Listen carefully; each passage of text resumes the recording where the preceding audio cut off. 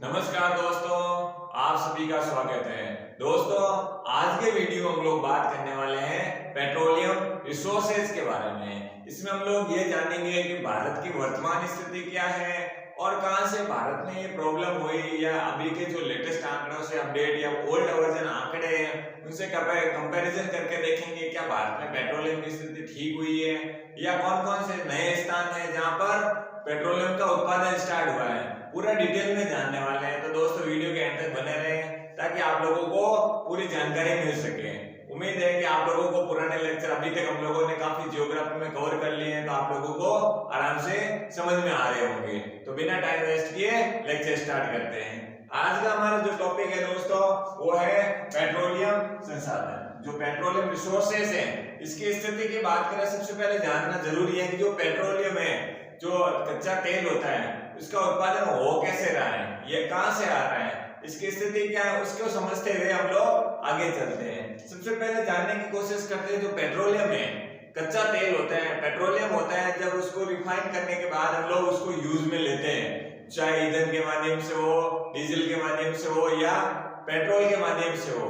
आखिर ये किस रूप में होता है? ये दोस्तों एक कच्चे तेल के रूप में होता है। किस प्रकार इसकी स्थिति, अगर पृथ्वी के भाग के अंदर की बात करें तो आप लोगों को दोस्तों इसकी स्थिति है जो अवसादी चट्टानों में, जो पृथ्वी के नीचे आप लोगों को पता है कि अवसादी चट्टानों की स्थिति है। अवसादी चट्टानों के नीचे आप लोगों को ये एक प्रकार से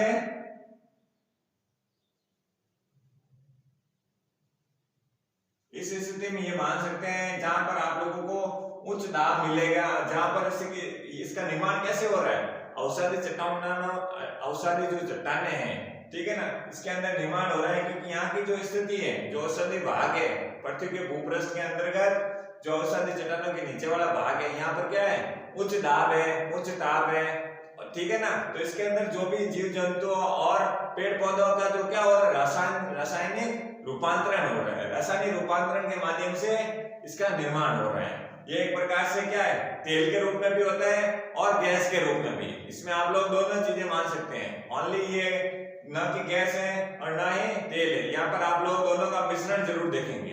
इस रूप में इस प्रकार कह सकते हैं कि आप लोगों को 70% है जो तेल के रूप में दिखेगा और 30% मतलब ये दोनों मिश्रित रूप में, इसलिए हम लोग इसे क्या, जीवाश्म ईंधन के भी नाम से जाने जाते हैं।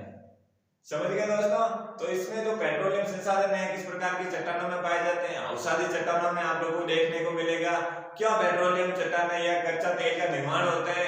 क्योंकि कच्चे तेल को हम लोग रिफाइन करने के बाद इसको यूज में लेने, क्योंकि अशुद्ध रूप में होता ही है, अवसादी चट्टानों में अशुद्ध रूप में होता है, तो अशुद्ध रूप में होता है तो क्या हो रहा है, उसको प्यूरिफाई किया जाता है, तो इसका जो भी प्रोसेस होता है उसको हम लोग आगे जानेंगे।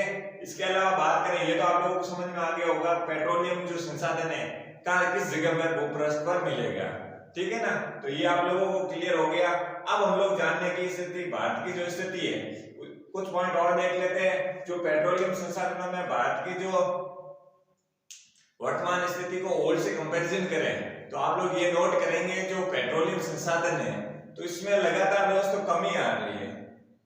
अगर मोस्टली बात करेंगे अभी, अगर ओल्ड आंकड़े और लेटेस्ट के आंकड़ों में कंपैरिजन करें तो आप लोगों को देखने को मिलेगा कि जो भारत की स्थिति हो रही है पेट्रोलियम उत्पादन में कमी क्या से आई, या पेट्रोल में, या पेट्रोल की उपस्थिति अपन लोग देखते हैं कि भाई जो अपन के कॉमन यूज लेते हैं गाड़ियों में, किसी प्रकार की जो वाहनों हम लोग क्या पेट्रोलियम और डीजल का यूज करते हैं, ठीक है ना। तो इसमें महंगा अभी भी स्थिति देखेंगे आप, वर्तमान स्थिति भी आप लोग बात करें, कोविड की स्थिति है या इससे पहले भी देखें तो कोई खास नहीं है कि भाई ऐसा नहीं है, बहुत सारा अपन लोग पेट्रोलियम उत्पादन करते हैं और सस्ती मात्रा में नहीं मिल रहा है, ठीक है ना। तो इसका कारण है दोस्तों, इसका महंगा होने का कारण भी है दोस्तों कि भारत में जब 1991 का टाइम था, 1991 का टाइम था, जब जो पश्चिमी एशिया का अपन लोगों ने महाद्वीपों को पढ़ा था, तो पश्चिमी एशियाई देशों के बीच क्या हुआ था, एक खाड़ी युद्ध हुआ था। तो उस दौरान से जब ये खाड़ी युद्ध हुआ उस समय से भारत में क्या हो रहा है, पेट्रोल की लगातार कमी आ रही है। समझ गए ना। तो 1991 के बाद जो खाड़ी युद्ध हुआ, जो ऊर्जा संकट से रिलेटेड है, तो उस समय के बाद से ही भारत में पेट्रोलियम की कमी है। भारत में मात्र इतना है कि जो अपन लोग दैनिक कार्य में यूज कर सकते हैं, ठीक है ना। अपन लोग कहां से, पेट्रोलियम की कमी है इसलिए तो हम लोग आयात करते हैं, किस इलाकों से, अपन लोग देखते हैं कि भाई ईरान है, इराक है, सऊदी अरब है, इन देशों से हम लोग क्या कर रहे हैं, पेट्रोलियम का आयात कर रहे हैं। तो ये स्थिति उस समय की है। ये दोस्तों बेसिक जानकारी होगी, नॉर्मल आप लोगों को पता होना चाहिए कि क्या रीजन है, कहाँ कमी हो रही है, कहाँ से ला रहे हैं पेट्रोल के बारे में। अभी हम लोग बात करते हैं जो फैक्ट आप लोगों को एग्जाम में पूछे जा सकते हैं। सबसे पहले हम लोग बात करते हैं जो पेट्रोलियम संसाधन है, इससे किस नाम से भी जाना जाता है, इसे जीवाश्म ईंधन के रूप में भी जाना जाता है। क्योंकि इसमें दोस्तों जीव जंतुओं और पेड़ पौधों के रासायनिक रूपांतरण के माध्यम से इसके कच्चे तेल का निर्माण हो रहा है। जो क्रूड ऑयल है तो वो इसी का प्रोसेस है, ठीक है ना। अगर बात करें कि इसमें जो पेट्रोलियम संसाधन का जो संसाधन मिलेंगे आप लोगों को, इसमें 70% तेल के रूप में दिखेंगे और 30% जो प्राकृतिक गैस का भाग है। तो आप लोग समझ गए, इसमें ओनली तेल नहीं है या ओनली प्राकृतिक गैस नहीं है, इसमें मिश्रित रूप से तेल भी पाया जाता है और प्राकृतिक गैस के रूप में भी आप लोगों को देखने को मिलेगा। आगे अगर बात करें कि जो ये पेट्रोलियम संसाधन है ये किस प्रकार के चट्टानों में पाए जाते हैं। वैसे तो हम लोगों ने जान लिया अवसाद चट्टानें हैं, ठीक है ना। ये किस काल की चट्टानों से रिलेटेड है, ये टर्सरी युग की चट्टानें हैं। किस प्रकार के, टर्सरी युग के बारे में हम लोगों ने कोयले संसाधनों की जब पढ़ा था कि भारत की स्थिति में मोस्टली हम लोगों ने कोयले को जम्मू कश्मीर में जो एंथ्रासाइट किस्म की कोयले है, ठीक है ना, उसकी बात करें, या टर्सरी युग की चट्टानों में आप लोगों को पेट्रोलियम संसाधन देखने को मिलेगा। मोस्टली आप लोगों को कहां पाया जाता है, अवसादी चट्टानों में, लेकिन किस युग की चट्टानों में देखने को मिलेगा मोस्टली या अधिकतम, ठीक है ना, तो वो है जो टर्सरी युग की चट्टानों में आप लोगों को पेट्रोलियम रिसोर्सेज देखने को मिलेगा। क्लियर हो गया। आगे अगर पॉइंट की बात करें कि जो प्रमुख उत्पादन है, अगर भारत के परिप्रेक्ष्य में बात करें, जो प्रमुख उत्पादन है अपतटीय, जो तटीय इलाके हैं, जो समुद्री आसपास के इलाके हैं, तटीय भाग है भारत के, मोस्टली आप लोगों को वहीं देखने को मिलेगा। जो अपतटीय भाग है, ये वाले इलाके हैं, जो तटीय भाग है, भारतीय सीमा रेखा है, इसके आसपास जो तटीय इलाके हैं, यहीं पर आप लोगों को भारत में मोस्टली उत्पादन देखने को मिलेगा। किसका, पेट्रोल का, ठीक है ना, पेट्रोल या पेट्रोलियम संसाधन आप लोग बोल सकते हैं। क्लियर हो गया। आगे बात करेंगे जो भारत में, ये ऑनलाइन फैक्ट है दोस्तों, इसको ध्यान रखना है। जो भारत में अगर पहले तेल कब खोदा गया, मतलब पहली बार तेल की खुदाई कब की गई, वो आप लोगों को पता होना चाहिए। अगर इसकी स्थिति की बात करें तो आप लोगों को ये ध्यान रखना है, जो प्रथम तेल खोदा गया ये एकमात्र प्रयोग था कि हम लोग कोई भी टेस्ट करते हैं ना, कि हम एक प्रयोग करके देखते हैं कि क्या क्या संभावना बनती है, क्या या किसी या पानी के लिए हम लोग प्रयोग करते हैं या तेल के लिए। जब ये पहला प्रयोग किया गया था वो किया गया 1867 के टाइम, 1867 में एक तेल का कुएं का प्रयोग किया, उसके खुदाई का प्रयोग किया गया था। कहां पर, असम के माकूम नामक स्थान पर। कहां पर, असम की ये स्थिति है, यहाँ पर आप लोगों को माकूम नामक स्थान मिलेगा, वहां पर पहले तेल के खुदाई का प्रयोग किया गया। अभी हम लोग भारत के परिप्रेक्ष्य में बात कर रहे हैं दोस्तों। पहले तेल के खुदाई का प्रयोग कहां किया गया, 1867 में माकूम नामक स्थान है असम में, वहां पर तेल के खुदाई का प्रयोग किया गया, ठीक है ना। प्रयोग ये हुआ। अगर वर्ल्ड की बात करें कि भाई हम लोग अगर वर्ल्ड के परिप्रेक्ष्य में भी देखना चाहते हैं इसी नजरिए से, तो भारत के परिप्रेक्ष्य में ये हो गया। अगर वर्ल्ड के परिप्रेक्ष्य में यहाँ पर आप सीधे नजर डालें तो वर्ल्ड का जो फर्स्ट कुएं की खुदाई, मतलब प्रथम कुआं जो खोदा गया वर्ल्ड में, कि भाई पूरे विश्व में बात करें तो वर्ल्ड में आप लोगों को यूएसए में कौन सी जगह देखने को मिलेगी, पेंसिल्वेनिया राज्य है। कौन सा, पेंसिल्वेनिया। जिस प्रकार असम में असम क्या है, भारत का एक राज्य है, उसी प्रकार यूएसए भी क्या है, यूएसए में क्या है, पेंसिल्वेनिया नामक राज्य है। उसके स्थान कौन सा है, टाइटसविले। कौन सा, टाइटसविले नामक स्थान है, जहां पर क्या हो गया, वर्ल्ड का पहला कुआं खुदाई हुई थी, ठीक है ना। तो किस राज्य में, ये भी दोस्तों फैक्ट हो जाता है इंपॉर्टेंट। तो आप लोगों को इंडिया और वर्ल्ड के दोनों परिप्रेक्ष्य में, वर्ल्ड के परिप्रेक्ष्य में टाइटसविले स्थान है कहां पर, पेंसिल्वेनिया में, यूएसए के। क्लियर हो गया। तो ये आप लोगों को समझ में आ गया। तो भारत में कहां हुआ, असम के माकूम नामक स्थान पर आप लोगों को पहले तेल कुएं की खुदाई की गई है, ठीक है ना। अगर बात करें भाई ये तो प्रयोग था, लेकिन एक औद्योगिक इंडस्ट्री लेवल पर बात करें, औद्योगिक मतलब उद्योग के बारे में, उत्पादन एज ए उद्योग, मतलब उद्योग के रूप में इसका उत्पादन पहली बार कब किया गया, वो था 1889 में एक उद्योग के रूप में, कि भाई इसका उपयोग क्या है, उद्योगों की इंडस्ट्री के रूप में यूज करना स्टार्ट किया, वो था 1889 में इसका प्रयोग किया गया। कहां पर, असम के डिगबोई नामक स्थान पर। ये भी स्थिति कहां पर है, पहला प्रयोग कहां गया, असम के माकोम में, ठीक है ना। और औद्योगिक स्तर पर पूछ ले कि भाई औद्योगिक स्तर पर भारत में पेट्रोलियम या पेट्रोल का प्रथम या पेट्रोलियम का उत्पादन हुआ की स्थिति क्या थी पहले, तो वो है असम के डिगबोई नामक स्थान पर आप लोगों को पहला औद्योगिक स्तर पर पेट्रोलियम उत्पादन देखने को मिलेगा। ठीक है दोस्तों, ये आप लोगों को समझ में आ गया होगा। अब आगे बढ़ते हैं। आगे अगर बात करें कि जो संभावित, अब कोई भी औद्योगिक स्तर पर कोई भी चीज का उत्पादन होता है तो उसके लिए क्या बोर्ड बनाया जाता है, तो उस समय एक चीज बनाई गई थी, उसका नाम था ONGC। ONGC की बात करें, इसकी स्थापना करने का कारण था कि जो पेट्रोलियम भंडार कहां पर कौन से हैं, क्योंकि दोस्तों एक पर्टिकुलर फील्ड से रिलेटेड अगर इसका एक बोर्ड बना दिया जाए, एक ऑर्गेनाइजेशन बना दिया जाए, तो उससे क्या होगा, उससे रिलेटेड हम लोग उस पर और रिसर्च कर सकें। तो ये ONGC की स्थापना की गई, क्यों की गई, क्योंकि पेट्रोलियम जो भारत में दूसरी कौन कौन सी जगह है इसका पता लगाने के लिए, क्या भाई कहां पर पेट्रोलियम भंडार आप लोगों को देखने को मिल सकते हैं, तो उसकी स्थिति जांचने के लिए ONGC की स्थापना की गई। इसकी फुल फॉर्म की बात करें, oil and natural gas corporation limited. क्या है, oil and natural gas corporation limited, जिसकी स्थापना 1956 में की गई थी। ये है स्वतंत्रता के बाद का पहली बार इस प्रकार का प्रयोग किया गया, ये ध्यान रखना। ये स्वतंत्रता के जब अंग्रेजों का टाइम था उस समय की बात है, और ये है जो स्वतंत्र भारत के बाद ONGC की स्थापना की गई, oil and natural gas corporation limited. तो इसकी स्थापना क्यों की गई थी, जो भारत में संभावित भंडार है कौन कौन सी जगह पर कोयले का उत्पादन, पेट्रोलियम का उत्पादन किया जाए। क्लियर हो गया, तो ये आप लोगों को समझ में आ गया होगा। इसी दौरान जब ONGC की स्थापना की तो उसके कुछ समय बाद आप लोगों को ऑयल इंडिया लिमिटेड की स्थापना भी देखने को मिलेगी। तो ये दोस्तों क्या होता है, क्रोनोलॉजी का पूछ ले या ऑनलाइन फैक्ट का पूछ ले, तब आप लोगों को पता होना चाहिए। तो क्लियर हो गया, ऑयल इंडिया लिमिटेड की स्थापना 1959 में आप लोगों को ऑयल इंडिया लिमिटेड की स्थापना देखने को मिलेगी। Oil and natural gas corporation की स्थापना कब की गई थी, 1956 में। तो ये दोनों आंकड़े दोस्तों बहुत महत्वपूर्ण है, क्योंकि दोस्तों अभी करंट में भी अपन लोग कोविड के दौरान भी पेट्रोलियम से जूझ रहे हैं, बहुत महंगा भी हो रखा है। अभी वर्तमान स्थिति 1-2 सालों में धीरे धीरे महंगाई बढ़ती जा रही है, तो उसका एक मुख्य कारण है दोस्तों भारत में उत्पादन कम होना। ठीक है ना, कोविड के कारण क्या हो गया, भारत की स्थिति खराब हुई, लेकिन इन सब का इम्पैक्ट आप लोगों को भारत की इकोनॉमी पर, संपूर्ण इकोनॉमी पर देखने को मिलेगा। क्लियर हो गया, अब आगे बढ़ते हैं। अगर बात करें कि भाई भारत में ऐसे कौन कौन सी जगह हैं जहां पर आप लोगों को पेट्रोलियम उत्पादन मोस्टली देखने को मिलेगा, तो सबसे मोस्टली में अगर बात करेंगे दोस्तों तो वो है पश्चिमी अपतटीय तेल क्षेत्र, मतलब जो मुंबई का हाई का क्षेत्र है, बेसिन और हाई का जो जोन है, जो आप लोगों को इस स्थिति में मिलेगा।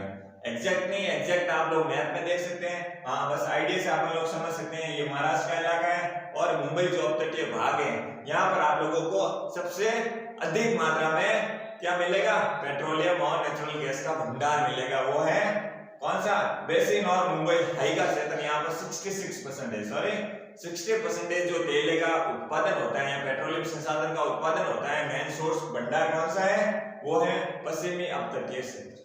तो ओवरऑल का अगर 100% में से बात करें तो पहले स्थान पर आप लोगों को देखने को मिलेगा कि अधिकतम मात्रा में, सवाल यहीं से बनता है दोस्तों। वैसे तो सारे इंपॉर्टेंट, अभी मैं जो वर्तमान स्थिति है इसको मैंने डिफाइन नहीं किया, उसको मैं भी बताऊंगा आप लोगों को वर्तमान स्थिति। अभी हम लोग ओल्ड स्थिति को भी, ओल्ड मतलब पुरानी चीज से नई चीज की ओर बढ़ रहे हैं, तो सारी चीजें कवर होगी। तो दोस्तों एक भी क्वेश्चन आप लोगों को एग्जाम में नहीं छूटेगा।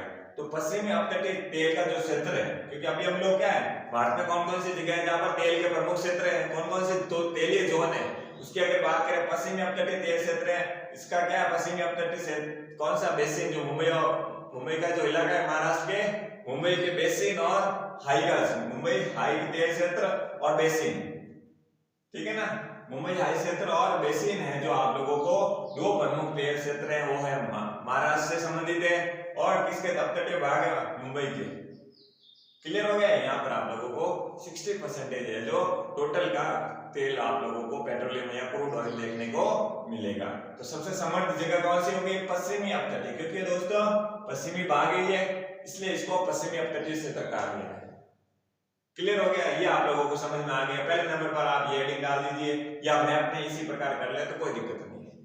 आगे अगर दूसरे नंबर पर बात करें, अब हम लोग दूसरी इंपॉर्टेंट जगह कौन सी है उसमें बात कर लेते हैं। अब आ जाते हैं असम की ओर, जो ये ब्रह्मपुत्र घाटी का इलाका है, क्योंकि आप लोगों को पता है जो ब्रह्मपुत्र नदी यहाँ से बहते हुए अरुणाचल प्रदेश में आगे प्रवाहित होते हुए असम से होते हुए बांग्लादेश में प्रवेश हो रही है गंगा के साथ मिलकर। ठीक है ना। तो ये नदियों के बारे में हम लोगों ने पहले पढ़ लिया, तो आप लोगों को आराम से उम्मीद है क्लियर हो गया होगा। जो ये असम का इलाका है, यहाँ पर आप लोग जो जिसे कि हम लोग ब्रह्मपुत्र नदी घाटी कहते हैं या असम के नाम से असम तेल क्षेत्र या ब्रह्मपुत्र नदी घाटी तेल क्षेत्र भी बोल सकते हैं। जो ब्रह्मपुत्र घाटी का तेल क्षेत्र है या असम तेल क्षेत्र है, यहाँ पर आप लोगों को 4 मुख्य क्षेत्र देखने को मिलेंगे। जो इंपॉर्टेंट है दोस्तों चारों, कई बार अपन को हुंगरी रीजन के बारे में या हुंगरी रीजन मोरेन के नाम से भी जाना जाता है, तो ये आप लोगों को पूछ लेते हैं डायरेक्ट में।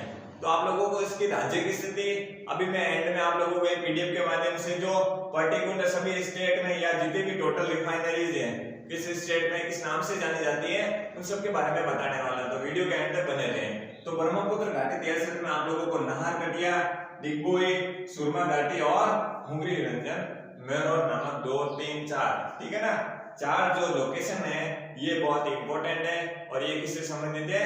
असम राज्य से। ठीक है ना। तो असम में आप लोगों को पहला तेल का कुआं कहां खोदा गया था? यहीं पर।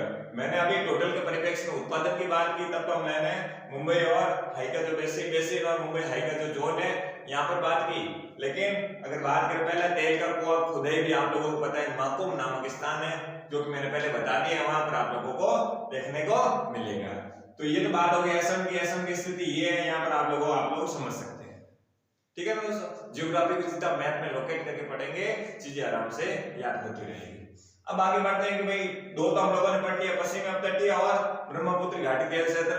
अगर बात करें पूर्वी अपतटीय, जो ये पूर्वी घाट का भाग है, पूर्वी अपतटीय तेल क्षेत्र में कौन कौन सी जगह आती है? तो इसमें दोस्तों मुख्य 2 जगह आती है आप लोगों के।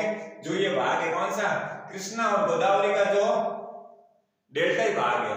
यहाँ पर आप लोगों को पता है यहाँ से आप लोगों को गोदावरी नदी और यहाँ पर आप लोगों को कृष्णा नदी नदियों के बारे में आप लोगों को पता है, हम लोगों ने अभी तक सारी नदियों का अच्छे से पढ़ा है। तो कृष्णा और गोदावरी नदियों का जो ये जोन है, ठीक है, डेल्टा वाला जोन, तो यहाँ पर आप लोगों को क्या देखने को मिलेगा?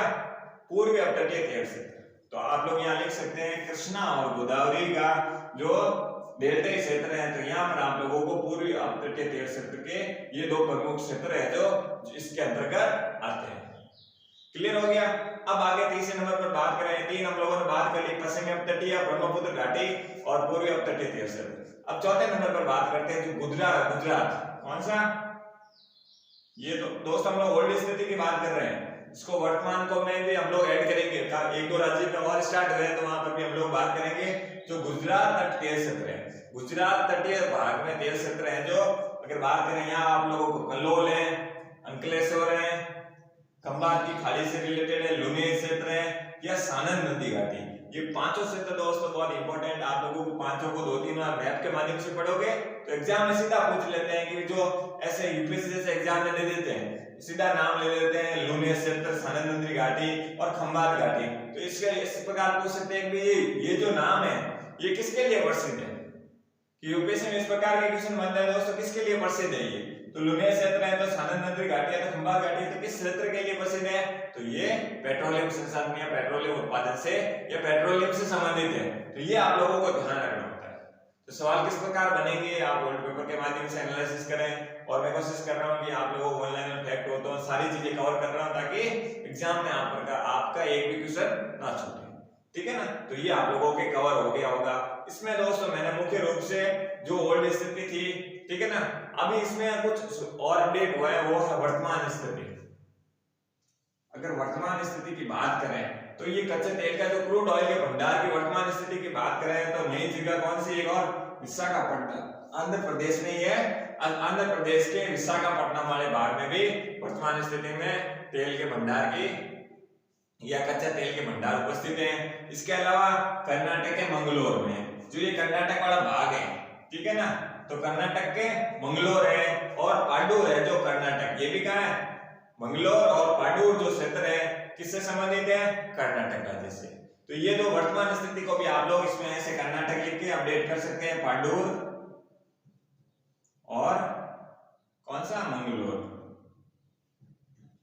तो ये दोस्तों करंट के आंकड़े हैं, इसलिए ये पुरानी चीजों में तो आप लोगों ने सारा बेसिक कवर कर लिया है, लेकिन ओल्ड चीज में पाडूर और मंगलोर जो क्षेत्र है ये कर्नाटक राज्य से संबंधित है। यहाँ पर भी आप लोगों को क्रूड ऑयल के भंडार देखने को मिलेंगे। इसके अलावा उड़ीसा का चांदी खोल, ठीक है ना, तो उड़ीसा के चांदी खोल में भी इसकी मतलब उपस्थिति देखी गई है, किसके, पेट्रोलियम की, क्रूड ऑयल के भंडार की उपस्थिति देखी गई है। तो ये जो डेटा है दोस्तों ये इंपॉर्टेंट इसलिए है क्योंकि ये करंट से रिलेटेड है, ये 1 साल के करंट के अंतर्गत आप लोगों को देखने को मिलेगा, तो ये भी अपडेट होना चाहिए। और ये जो पुरानी स्थिति है, कहां से भारत में समस्याएं पैदा हुई या किस राज्य से भारत में या किस देशों से भारत में तेलों का आयात किया जाता है, तो ये सारी स्थिति आप लोगों को पता होना चाहिए।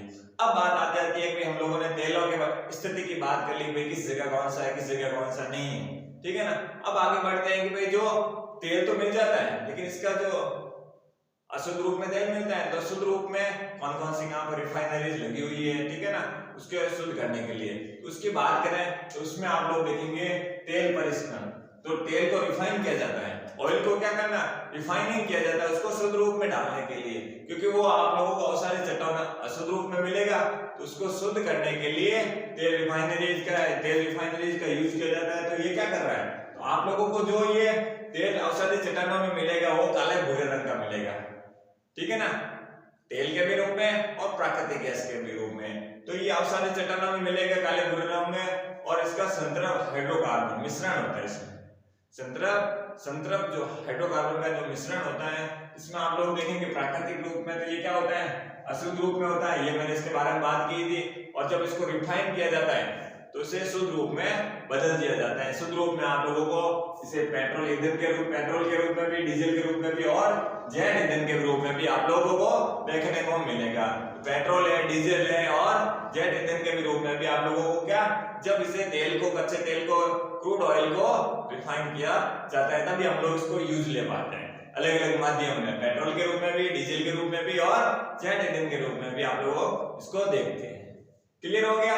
अब बात करते हैं कि जो भाई तेल का परिष्करण, अब हम लोगों ने ये तो बात कर दी, पहला तेल का कुआं तो खुद ही कर ली, अब रिफाइन करने वाले बात भी आगे कि भाई पहली बार इसको रिफाइन शुद्ध रूप में कब डाला गया, रिफाइनरी की स्थापना कब की गई, तो वो है असम के डिगबोई में, जब इसको औद्योगिक रूप में इसका स्थापना हम लोगों ने क्या पढ़ा, उद्योग स्तर पर, औद्योगिक स्तर पर अब जब तेल के उत्पादन की बात आई तब हम लोगों ने असम के डिगबोई की बात की।